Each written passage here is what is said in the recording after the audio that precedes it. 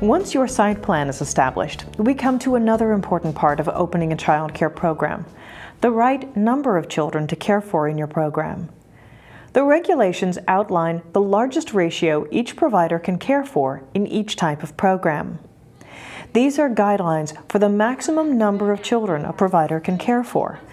However, you should consider the responsibility of caring for this maximum number of children. Can you handle the maximum group size? And do you have adequate space to do so? Or might you need to take on fewer children in order to give them the best care? Consider what you can manage before you begin caring for children. You may also be required to hire additional staff in order to meet the regulations and safely care for children in your program. These staff will need to meet all staff qualifications as well. You must keep a file for each staff member, including documentation and clearances, as well as anything else required or needed by the regulations. There are minimum staff qualifications that must be met for all types of child care programs, including both education and experience requirements. This includes the individual's levels of education and training, the child care experience, and employment history. Be sure to check the regulations for these minimum requirements.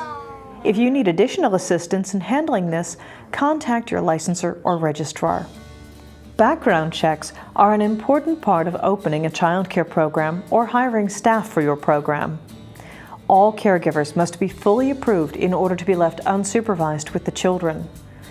All potential staff, including you, will need to complete the digital fingerprinting process by an authorized vendor. Staff will also need to complete a sworn statement indicating whether or not the person has, to the best of his or her knowledge, been convicted of a misdemeanor or felony in New York State or any other jurisdiction. Staff will also need to submit to a statewide central register database check before being granted a license or registration. Potential staff will also need medical clearance, including a completed health statement, which must include a screening for tuberculosis. Also, be sure to get and check references of all potential employees. All of this must be submitted to the Office of Children and Family Services. There may be costs associated with these requirements, so be sure to include them in your budget. There are additional requirements outlined in the regulations for the specific type of program you're planning to operate. You can find out more about them at the link on your screen.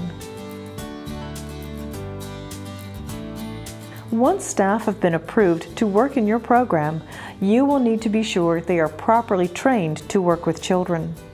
It's vital for you to keep track of staff training. All child care programs must have at least one employee who holds a valid certificate in cardiopulmonary resuscitation, or CPR, and first aid on the premises of the child care program during the program's operating hours. This law may require that most programs have multiple persons trained in both courses so that the program stays in compliance when any one of those trained staff persons is absent. In addition, substitutes for family daycare providers would also need to be trained in CPR and first aid when supervising children in the absence of a family daycare provider and alternate provider. All staff must also have 15 hours of training within their first 6 months of employment and 30 hours every 2 years. Family and group family child care providers must take an OCFS-approved 15-hour health and safety training prior to being issued a license or registration. This can apply to their required training hours. Training must cover all required training topics as required by the Office of Children and Family Services regulations. Be sure to have records of this training for each staff member and records of your own training in individual files. Also, remember to include training as part of your program's expenses. For more information about training, you can go to the following link.